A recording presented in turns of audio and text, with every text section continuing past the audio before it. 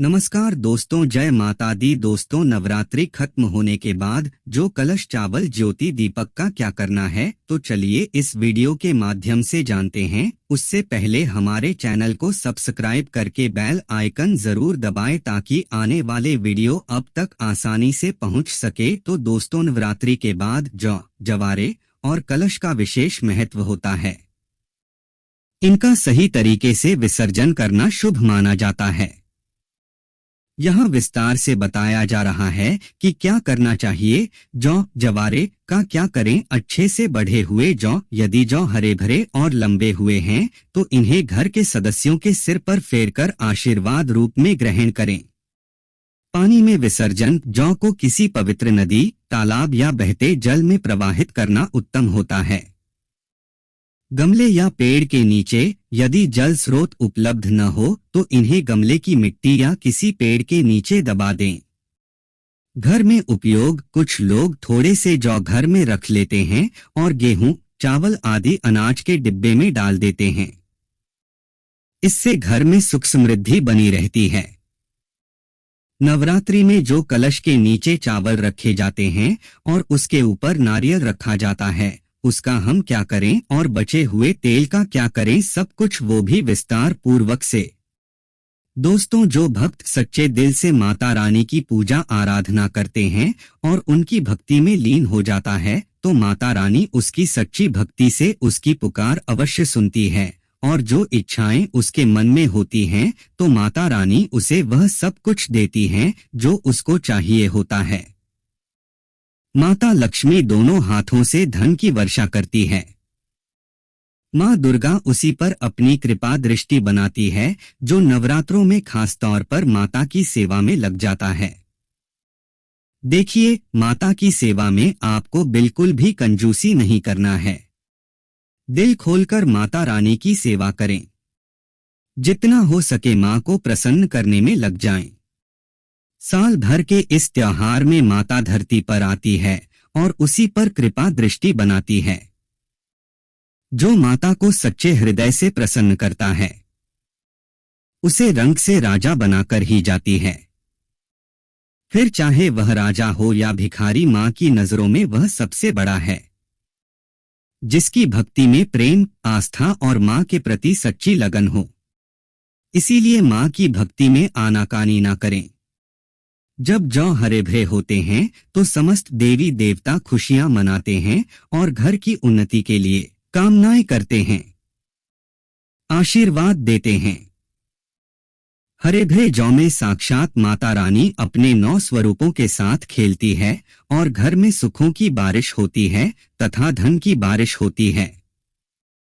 और जिस घर में जौ के अंदर से हरियाली नहीं आती है तो उस घर में पहले ही पता चल जाता है कि अब आपके घर में गरीबी आने वाली है तथा परेशानियां आने वाली है, क्योंकि आपने पूजा पाठ में कोई ऐसी गलती कर दी होगी जिसके कारण जौ में हरियाली नहीं आ पाई। देखिए, आपको बता दें, हैरानी वाली बात तो है, बिना पानी के माटी में जौ डालते ही उग जाते हैं। वो भी बिना देखभाल करे हरियाली उसमें निकल आती है। लेकिन जब हम कलश स्थापना करते हैं और जब बोते हैं तो यह बहुत ही सोचने समझने वाली बात है कि आपकी देखरेख में, और जबकि आपने पानी बराबर डाला, परिवार ने अच्छे से देखा, फिर भी ऐसा होने के बाद जब उसमें जौ ना निकले तथा हरियाली ना उगे तो समझ लें साक्षात माता रानी आपसे नाराज है, क्रोधित हो चुकी है। माता रानी अपनी संतान को सदैव माफ कर देती हैं। आप सच्चे हृदय से माता रानी से माफी मांग लें। माता करुणामयी है और अपने भक्तों को, अपने बेटों को, अपने लाल को वह सदैव माफ करती हैं। जौ में कम हरियाली आना मतलब घर में धीरे धीरे खुशियों का वास होगा और ज्यादा हरियाली आने पर धन की वर्षा होगी। तेजी से व्यापार दिन दुगनी रात चौगुनी बढ़ेगा। कई लोग जौ में डेली पानी डालते हैं, जो कि इसमें पानी नहीं डाला जाता बल्कि पानी का छींटा मारा जाता है। इसीलिए जौ सड़ जाते हैं, खराब हो जाते हैं। ऐसा ना करें और इसी कारण हरियाली नहीं आती है। ज्यादा पानी डालने से यह खराब हो जाते हैं। दोस्तों, जौ के घर में हरे भरे हो जाए तब इसमें चांदी का सिक्का या 1 रुपया का सिक्का जरूर डालें। सिक्का डालने से माता रानी प्रसन्न होती हैं और आपके घर में धन का आगमन होना शुरू हो जाता है। दोस्तों, नवरात्रि समाप्त होने के बाद हरे भरे जौ का क्या करें? इसमें जो आपने 1 रुपया का सिक्का डाला है उसे आप अपने धन रखने के स्थान पर रख लें। इससे धन में बढ़ोतरी होती है। दोस्तों, और अंत में नवरात्रि समाप्त होने के बाद इन जौ में से थोड़े पत्ते माता रानी के प्रसाद के स्वरूप में पूरे परिवार को खिलाएं। इसके पत्ते खाना बहुत ही शुभ और मंगलकारी माना जाता है। इसे जो भी खाता है वह जल्दी बीमार नहीं पड़ता। और बाकी आप इन जौ को गंगा में विसर्जित कर दें या नदी की धारा में छोड़ दें। इससे आपका व्रत संपूर्ण और सफल हो जाएगा। दोस्तों, कई लोग अपने घर में अखंड ज्योत जलाते हैं और जो बाती होती है तथा तेल बाती उसे कई लोग इधर उधर फेंक देते हैं या अपने घर में संभाल कर रख लेते हैं या फिर पानी में डाल देते हैं, जो कि इससे आपको कोई फायदा नहीं होता। जो अखंड ज्योति होती है उसे आप मामूली ना समझे। यह बुझने के बाद भी जागृत अवस्था में होती है। इसमें साक्षात माता दुर्गा का वास होता है। यह चैतन्य अवस्था में होती है, जागृत होती है। दोस्तों, नवरात्रि समाप्त होने के बाद इसके बचे हुए तेल को आप बच्चों की मालिश करने के लिए रखें और आप भी इससे मालिश करें। इससे आपकी सभी बीमारी दूर हो जाएगी और आपके ऊपर सकारात्मकता का संचार होगा। और साथ ही साथ जो अखंड ज्योति की बाती होती है उसे आप अपने बाजू में बांध लें। ऐसा करने से आपको धनी होने से कोई नहीं रोक सकता। बच्चे बड़े सभी बांध सकते हैं। इसको बड़ा करने के लिए इसमें आप कलावा बांध सकते हैं।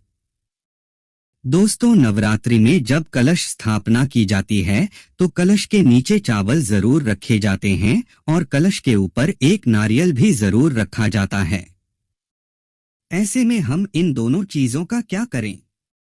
आइए जानते हैं।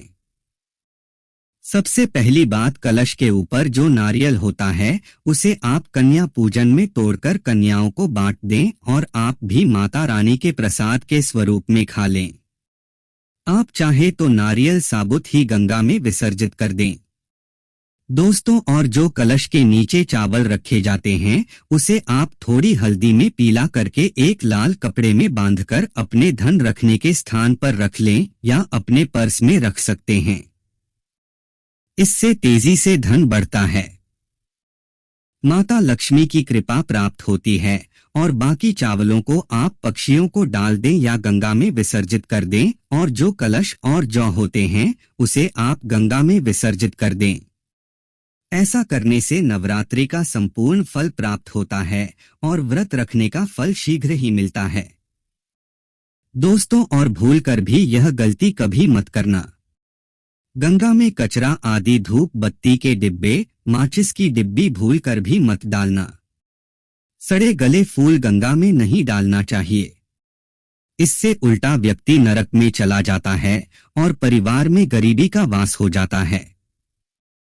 गंगा मैया क्रोधित हो जाती है और श्राप देती है।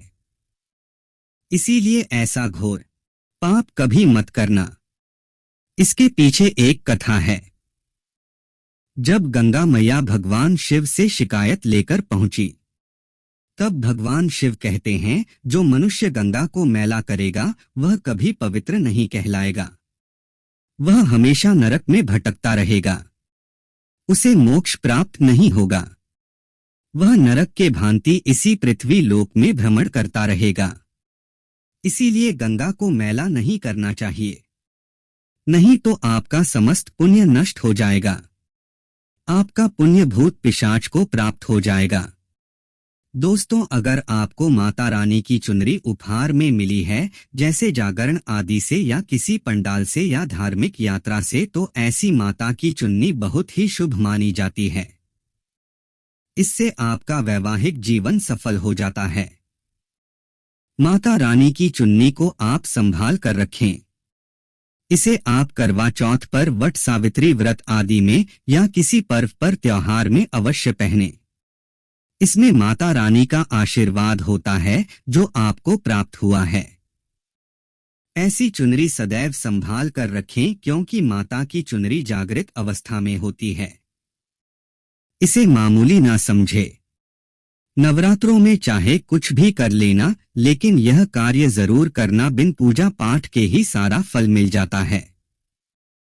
आप चाहे कुछ करें या ना करें, लेकिन नवरात्रों में यह एक काम जरूर कर लेना।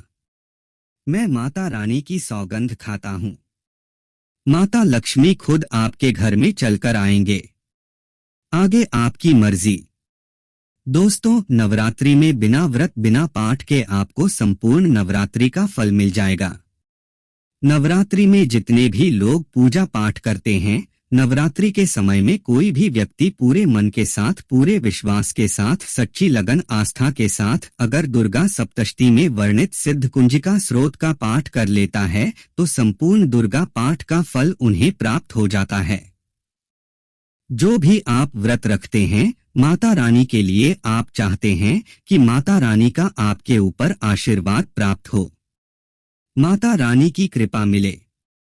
आपकी कोई अधूरी मनोकामना है, वह चाहते हैं आपकी अधूरी मनोकामना पूर्ण हो जाए। सरकारी नौकरी हेतु पितृदो दोष, राहु दोष, मंगल दोष, कर्ज दोष, शनि दोष, कर्ज का दोष, गरीबों का दोष मात्र पल भर में दूर होगा। तो अगर आपने नवरात्रि का व्रत रखा है तो वह सारे फल अगर आप चाहते हैं और उसका 1000 गुना फल प्राप्त हो जाए तो नवरात्रि के समय में दुर्गा सप्तशती का पाठ जरूर करना। और जो लोग नवरात्रि का व्रत नहीं रखे हैं, किसी कारणवश उन्हें टाइम नहीं मिल पाया है, ऐसे व्यक्ति दुर्गा सप्तशती में वर्णित सिद्ध कुंजिका स्रोत का पाठ जरूर करना। पूर्ण रूप से आपको नवदुर्गा माता का पूजा पाठ करने से, नवदुर्गा के 9 दिन व्रत करने से, कन्या भोजन कराने से जो फल प्राप्त होता है। दोस्तों, केवल इस पाठ को सच्चे मन से अगर एक दिन अगर आप जो है नवरात्रि के दिन एक दिन बस केवल आप जो है बैठकर के जप लेते हैं तो पूर्ण रूप से आपको फल प्राप्त हो जाता है। मैं आप लोगों को बताना चाहूंगा, जो लोग समर्थन है ऐसे लोगों को कन्या भी जरूर करना चाहिए। कलश का जल, कलश में भरा जल पवित्र माना जाता है। इसे घर के आंगन, तुलसी पौधे या पीपल के पेड़ में डालें। चाहे तो पूरे घर में छिड़ककर शुद्धि करें। नारियल यदि रखा हो, कलश पर रखा नारियल माता का प्रसाद होता है। इसे परिवारजनों में बांटकर खाएं या मंदिर में अर्पित करें। आम, आम्रपल्लव की पत्तियां, इन्हें किसी पवित्र स्थान, पेड़ के नीचे या नदी में विसर्जित करें। कलश का बर्तन यदि मिट्टी का है तो विसर्जन कर दें, और यदि पीतल, तांबे, स्टील का है तो अच्छे से धोकर फिर से पूजा कार्य में रखे जाओ, जल में प्रवाहित करें या पेड़ गमले में दबाएं। कलश का जल तुलसी या घर के आंगन में डालें। नारियल प्रसाद रूप में ग्रहण करें। बर्तन दोबारा पूजा में इस्तेमाल करें। दोस्तों, वीडियो अच्छा लगा हो तो कमेंट में जय माता दुर्गा जरूर लिखें। धन्यवाद।